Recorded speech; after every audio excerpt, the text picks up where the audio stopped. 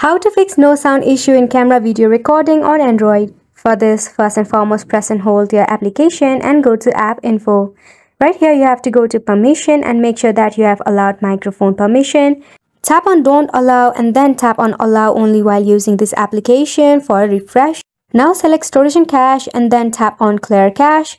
Once you do that, you have to go ahead and open your phone settings, so go ahead and do that. Tap on your search icon and right here you have to search for system update. Now tap on system update and make sure that if there is any update to your system, leave it for an update. Then in your Google Play Store, go ahead and search for sound meter. So this application will measure the sound the microphone is catching, and if it's less than certain decibel, it means that the problem is with your microphone. So we hope this video was informative and helpful to you, and thank you so much for watching.